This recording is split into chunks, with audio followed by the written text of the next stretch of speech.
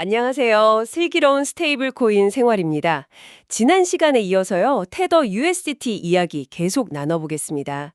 오늘은 특히 2025년 7월 18일이었죠. 이때 서명된 미국의 새로운 스테이블 코인 법안, 지니어스 액트라고 부르던데요. 이 법안이 테더에게 대체 어떤 의미인지, 그리고 이 큰 변화 속에서 테더가 어떻게 살아남아야 할지, 여기에 좀 집중적으로 파헤쳐 보겠습니다. 네, 반갑습니다. 지난번에는 테더의 뭐랄까 역사나 성장 배경 이런 걸 봤다면요. 오늘은 테더 앞에 놓인 가장 큰 도전 과제, 바로 이 지니어스 액트를 좀 제대로 분석해 볼 시간입니다. 이게 그냥 미국 시장 문제만이 아니고요. 글로벌 스테이블 코인 생태계 전체에 영향을 미칠 아주 중대한 변화거든요. 특히 오랫동안 시장을 꽉 잡고 있던 테더 입장에서는 이건 정말 생존이 걸린 문제, 시험대가 될 수 있어요. 테더가 넘어야 할 구체적인 규제 허들들, 그리고 또 가능한 대응 전략들, 이걸 하나씩 좀 살펴보겠습니다. 우선 이 지니어스 액트, 이게 도대체 어떤 법안인지 그 뼈대부터, 핵심 내용부터 좀 정리해 볼 필요가 있겠네요. 네, 안 그래도 법안 내용이 상당히 복잡할 것 같아서요. 가장 중요한 부분들 위주로 좀 짚어주시죠. 특히 테더 입장에서 이건 정말 주목해야 한다 이런 내용들이 있을까요? 네, 그렇습니다. 크게 보면 한 5가지 정도 핵심 규제 축으로 나눌 수 있을 것 같아요. 첫째는요, 준비자산 구성, 여기에 대한 아주 엄격한 제한입니다. 아시겠지만 스테이블 코인 발행사는 발행량이랑 1대1 가치를 맞춰야 하잖아요. 그래서 준비금을 갖고 있는데 이 준비금을 이제는 오직 현금 아니면 만기가 아주 짧은 미국 국채, T빌이라고 하죠. 보통 93일 이내, 그리고 또 연준이 운영하는 이길물 환매 조건 부채, 오버나잇 레포라고 많이 부르죠. 이게 금융기관 간 초단기 거래라 아주 안전한 자산으로 보거든요. 이런 정말 극도로 보수적인 자산으로만 딱 구성해야 한다는 겁니다. 과거에 테더가 그 왜 기업엄, CP나 다른 자산에도 투자해가지고 좀 논란이 있었잖아요. 그걸 생각하면 와, 이건 정말 큰 변화네요. 사실상 뭐 수익 창출보다는 안정성에만 그냥 집중해라 이런 요구군요. 정확히 보셨습니다. 수익성보다는 이제 디지털 달러로서의 안정성, 이걸 최우선으로 두겠다. 이런 의지가 담긴 거죠. 그리고 둘째는 투명성 강화입니다. 그러니까 공시나 검증 요건을 대폭 올린 거예요. 매월 준비금 현황 보고서를 아주 상세하게 공시해야 하고요. 여기서 끝이 아닙니다. 이 보고서가 믿을 만하다는 걸 독립적인 회계법인의 검토, 어테스테이션이라고 하죠. 이걸 통해서 증명하고요. 최종적으로는 경영진이 직접 서명까지 해야 합니다. 그냥 공시만 하는 게 아니라 외부 검증이랑 책임 소재까지 명확히 한 거죠. 와, 매달 회계법인 검증받고 경영진 서명까지요. 그러면 발행사 입장에서는 그 운영 비용이나 절차적인 부담이 상당하겠는데요. 상당하죠. 이게 단순히 비용 문제만은 아니고요. 기업의 내부 통제 시스템, 재무보고 시스템 전체를 아주 높은 수준으로 계속 유지해야 한다는 걸 의미합니다. 자, 셋째는 자금 세탁 방지, AML, 그리고 은행 비밀법 BSA 준수 의무 강화입니다. 이제 스테이블코인 발행사는요, 거의 은행 수준의 강력한 AML BSA 프로그램을 만들어서 운영해야 해요. 여기는 뭐 의심스러운 거래 탐지하고 보고하는 건 기본이고요. 불법 자금으로 의심되면 해당 자산을 동결시키거나 아니면 관련 주소를 차단해버릴 수 있는 그런 기술적인 능력까지 갖춰야 합니다. 네 번째 핵심 규제는 뭔가요? 넷째는요, 이자 지급 금지 조항입니다. 이게 좀 흥미로운데요. 이 법안이 스테이블 코인을 디지털 현금으로 딱 정의를 하고 있어요. 그렇기 때문에 발행사가 스테이블 코인 보유자한테 직접 이자를 주는 행위, 이걸 명시적으로 금지합니다. 어떻게 보면 은행 예금하고 직접 경쟁하는 걸 좀 막으려는 의도도 깔려 있다고 볼 수 있겠죠. 그럼 사용자들이 스테이블 코인 맡겨놓고 이자처럼 받는 거 있잖아요. 리워드 같은 거. 그런 서비스들은 어떻게 되는 건가요? 아예 못하게 되는 건가요? 바로 그 지점. 그게 아직 해석의 여지가 좀 남아있는 부분입니다. 법안 자체는 발행사가 직접 이자를 못 준다고 되어 있거든요. 그런데 뭐 거래소라든가 디파이 프로토콜 같은 제3자가 제공하는 그런 이자 비슷한 서비스 있잖아요. yield bearing 서비스라고 하는 이게 이 규제에 포함되는 거냐 마느냐는 앞으로 감독 당국이 구체적인 가이드라인을 내놓거나 아니면 뭐 법원 판례 같은 걸 통해서 좀 더 명확해질 것 같습니다. 이 부분은 계속 논란이 될 수 있는 지점이에요. 자, 그리고 마지막, 다섯째. 이게 테더 같은 회사에 직접적인 영향을 미치는 건데요. 외국 발행사, 그러니까 offshore issuer 규정입니다. 미국 밖에 본사를 둔 스테이블 코인 발행사가 미국 내 거주자한테 서비스를 하거나 미국 안에서 유통되려면요. 첫째, 미국 은행 규제 기관인 통화감독청 OCC라고 하죠. 여기에 직접 등록해서 규제를 받거나 아니면 미국 재무부가 미국이랑 거의 동등한 수준이다라고 인정하는 아주 강력한 해외 규제 체계 아래에 있어야 합니다. 근데 이걸로 끝나는 게 아니에요. 미국 안에 있는 금융기관에다가 충분한 준비금을 예치하는 등등 아주 까다로운 조건을 다 맞춰야만 미국 시장에 접근할 수 있게 되는 겁니다. 지금 엘살바도르 같은 곳에 기반을 둔 걸로 알려져 있잖아요, 테더가. 그럼 진짜 높은 허들이 되겠네요, 이거는. 이 강력한 법안, 이게 실제로 효력을 발휘하는 시점은 언제쯤인가요? 법안은 2025년 7월 18일에 서명이 됐고요. 실제 규제가 전면적으로 적용되기까지는 최대 18개월의 유예기간이 주어집니다. 그러니까 가장 늦어도 2027년 1월 18일 이전에는 모든 조항이 본격적으로 시행될 예정이에요. 다만 OCC나 재무부 같은 관련 기관에서 세부 규정을 얼마나 빨리 만드느냐, 여기에 따라도 실제 적용 시점은 이거보다 좀 앞당겨질 수도 있습니다. 그렇다면 이 지니어스 액트 조항들이 구체적으로 테더에게 어떤 어려움을 안겨줄 수 있을지 한 5가지 정도 핵심적인 규제 체크 포인트로 나눠서 분석해 볼 수 있을 것 같아요. 네, 첫 번째 체크 포인트는 역시 방금 말씀드린 온쇼어 시장 진입 장벽 문제입니다. 테더는 현재 대표적인 오프쇼어 모델이잖아요. 미국 시장에서 계속 사업을 하려면 이 외국 발행사 규정을 따라야 하는데 이게 그냥 서류상 등록하고 끝나는 문제가 아니에요. OCC의 직접적인 감독을 받거나 아니면 그에 준하는 수준의 규제를 받아들여야 하고 또 준비금의 상당 부분을 미국 금융 시스템 안에 보관해야 합니다. 이건 테더의 기존 운영 방식이나 자율성에 엄청난 제약을 가하는 거고요. 당연히 법률 및 규제 준수 비용도 폭발적으로 증가할 수 있습니다. 두 번째는 이자 지급 금지 조항의 파급 효과. 이것도 무시 못할 것 같아요. 발행사가 직접 이자를 못 준다고 해도 아까 말씀하신 대로 거래소 같은 데서 주는 리워드가 사실상 이자처럼 기능할 수 있다. 이런 해석이 가능하다면 이게 또 다른 문제를 낳을 수도 있겠네요. 예를 들어서 전통은행권에서 스테이블 코인이 규제 차익 이용해서 은행 예금 부당하게 뺏어간다. 이런 비판이 거세지면요. 그러면 정치적인 압력으로 작용해서 추가 규제라던가 감독 강화 이런 걸로 이어질 수도 있겠어요. 정확한 지적이십니다. 규제의 빈틈처럼 보이는 부분이 오히려 더 큰 정치적 리스크를 만들어낼 수 있는 거죠. 세 번째 체크 포인트는 강화된 공시 및 검증 요구에 따른 운영 부담 증가입니다. 매달 회계법인 검토받은 상세 보고서 내고 경영진 서명해야 하는 건 물론이고요. 강화된 AML BSP 프로그램 구축해야죠. 관련 기술, 예를 들어 자금 동결이나 차단 같은 기술까지 확보해야 하죠. 이게 테더의 운용 비용, 감사 비용을 크게 늘릴 뿐만 아니라 기업 지배구조, 그러니까 거버넌스 자체를 미국 금융기관에 준하는 수준으로 끌어올려야 하는 아주 근본적인 변화를 요구하는 겁니다. 네 번째 체크 포인트는 이건 좀 더 기술적인 측면이랑 관련이 있을 것 같은데요. 바로 트론 네트워크 편중 문제와 그에 따른 AML 리스크예요. 2024년에 TRM 랩스 보고서가 나왔는데 불법 암호화폐 활동의 절반 이상, 무려 58%가 트론 네트워크에서 발생했다는 좀 충격적인 결과가 있었어요. 그런데 지금 유통되는 USDT의 상당 부분이 바로 이 트론 네트워크 기반으로 발행되어 있거든요. 이 사실 하나만으로도 테더는 미국 법집행당국의 집중 감시 대상이 될 가능성이 매우 높다고 봐야 합니다. 물론 테더 측에서도 자체적으로 의심 주소 동결하고 이런 조치를 취하고는 있어요. 누적 동결 금액이 29억 달러 넘는다고 밝히기도 했고요. 하지만 이 동결 조치 자체가 이게 또 양날의 검입니다. 불법 자금 차단 노력으로 볼 수도 있지만 동시에 특정 기업이 사용자 자산을 마음대로 통제할 수 있다는 중앙화 리스크, 또 검열 가능성, 이런 비판을 더 키울 수도 있거든요. 규제당국 입장에서는 테더가 불법 자금 통로로 악용될 수지가 크다, 이렇게 볼 수밖에 없는 상황인 거죠. 그럼 마지막 5번째 체크 포인트는 뭘까요? 마케팅 및 표현에 대한 규제입니다.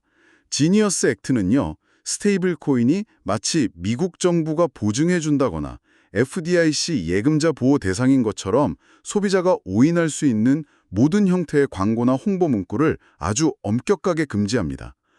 만약에 법적으로 오해 소지가 있는 표현을 쓰다가 걸리면 상당한 규모의 민사제재금을 물 수 있어요.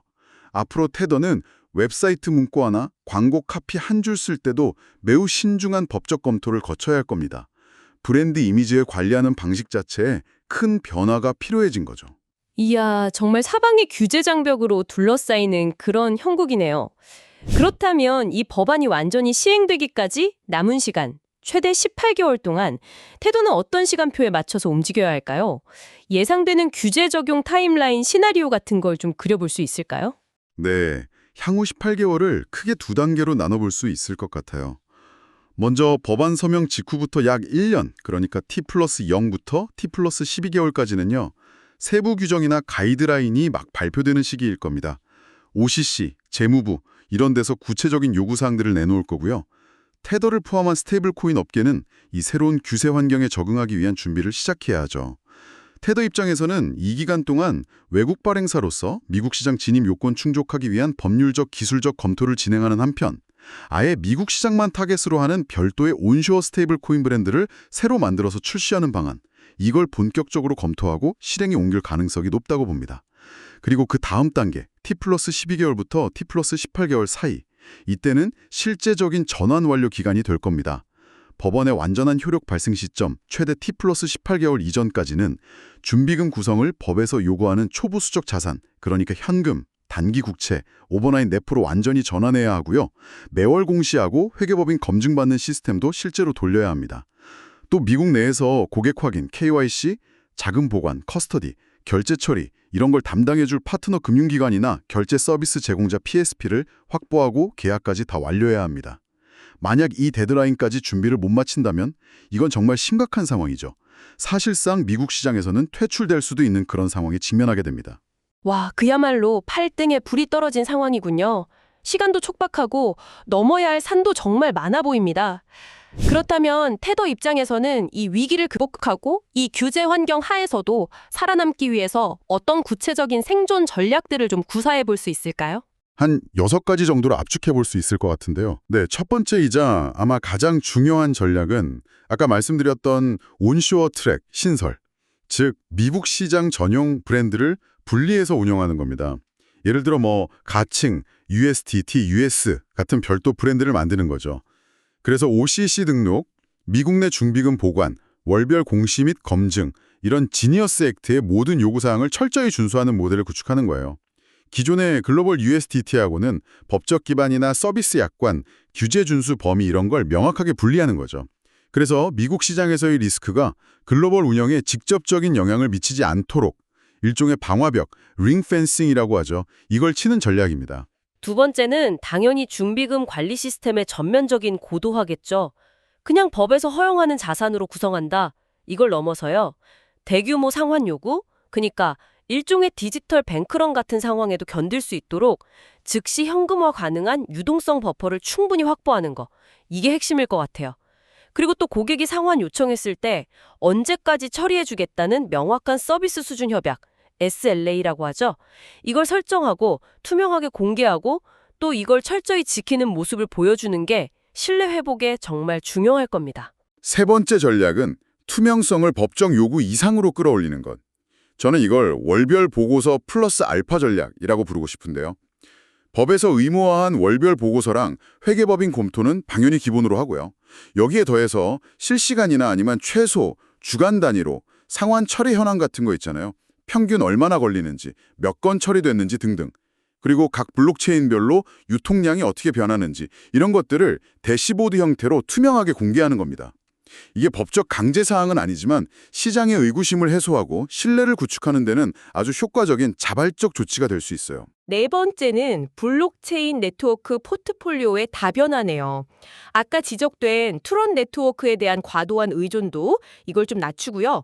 이더리움의 레이어 2 솔루션들이나 솔라나, 앱토스 같은 다른 주요 블록체인으로 USDT 발행이나 유통을 적극적으로 분산시키는 게 필요해 보입니다.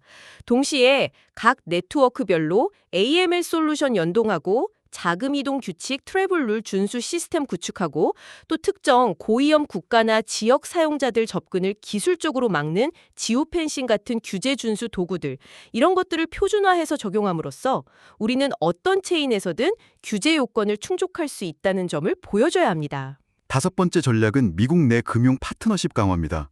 규제를 잘 지키는 미국의 은행, 신탁사 회사, 결제 서비스 제공자, PSP, 커스터디 업체들하고 아주 긴밀한 협력 관계를 구축하는 게 필수적이에요. 이걸 통해서 고객 확인 KYC AML 정보를 효율적으로 공유하고 리스크도 분담하고 미국 금융 시스템하고의 연동성을 높여야 합니다. 특히 USDT를 결제 수단으로 쓰려는 기업 고객들 있잖아요. 이들을 위해서 가맹점 정산 주기라든가 환불 절차 같은 거에 대한 명확한 SLA를 파트너사들하고 같이 만들고 표준화해야 해요. 그래야 단순 가치 저장 수단을 넘어서 실질적인 결제 인프라로서의 신뢰도를 높일 수 있습니다. 마지막 6번째 전략은 선제적인 위기 소통 그리고 대응 프로토콜 구축이 아닐까 싶습니다.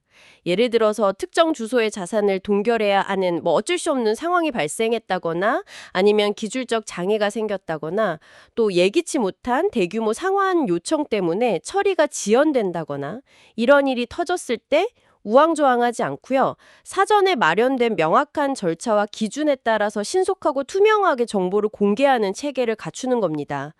이슈 발생 후 몇 분 안에 초기 상황 공지, 몇 시간 안에 상세 경과 보고 이런 식으로 구체적인 타임라인을 포함한 표준 커뮤니케이션 템플릿을 미리 준비하고요. 관련 부서 담당자들을 대상으로 정기적인 훈련도 실시해야겠죠. 제니어스 액트 시행 전에 가상의 디패깅, 그러니까 1달러 연동 실패 시나리오를 설정해서 모의 대형 훈련을 해보는 것도 실질적인 도움이 될 겁니다. 와, 정말 테더가 앞으로 풀어야 할 숙제가 산더미처럼 쌓여 있네요. 그렇다면 테더를 실제로 사용하고 있거나 앞으로 사용할 계획이 있는 개인 또는 기업 사용자 분들 입장에서는요, 앞으로 어떤 점들을 좀 주의 깊게 살펴봐야 할까요? 일종의 사용자 체크리스트 같은 걸 만들어 볼 수 있겠습니다. 네, 사용자분들도 이제 테더를 이용하실 때 몇 가지 점검 사항을 꼭 염두에 두시는 게 좋습니다. 첫째, 상환 조건, 리뎀션 텀스를 명확히 확인하셔야 해요. 내가 가진 USDT를 다시 미국 달러로 바꾸고 싶을 때 최소 상환 신청 금액은 얼마인지, 혹시 상환 수수료는 있는지, 신청하고 나서 실제 내 은행 계좌에 돈 들어오기까지 예상되는 처리 시간, 즉 SLA는 어느 정도인지, 이런 것들을 테더 공식 웹사이트나 관련 서비스 약관에서 아주 꼼꼼하게 확인하셔야 합니다. 둘째, 월별 준비금 보고서하고 회계법인 검토 보고서를 직접 확인하는 습관을 들이시는 게 중요합니다. 매달 테더 웹사이트에 올라오는 그 PDF 형태의 준비금 보고서 내용, 이걸 그냥 공개했네 하고 넘어가지 마시고요. 실제로 어떤 자산들로 구성되어 있는지, 그리고 첨부된 독립회계법인의 검토 보고서, Independent Accountants Attestation Report가 신뢰할 만한 기관에서 발행됐는지, 특이사항은 없는지 이런 걸 직접 확인하시는 게 좋아요. 이게 태도의 재정 건전성을 판단하는 가장 직접적인 지표가 될 겁니다. 셋째는 어떤 블록체인 네트워크상의 USDT를 사용할지 신중하게 고려해야 한다는 점이군요. 아까 이야기 나눴듯이 트론 네트워크 기반 USDT는 잠재적인 AML 리스크가 좀 부각되고 있긴 하지만 거래 수수료가 엄청 싸고 전송 속도가 빠르다는 실용적인 장점도 있잖아요. 반면에 이더리움 메인넷이나 레이어2 기반 USDT는 상대적으로 네트워크 안정성이나 규제 준수 측면에서는 좀 유리할 수 있지만 거래 수수료, 가스비가 비싸거나 변동성이 클 수 있고요.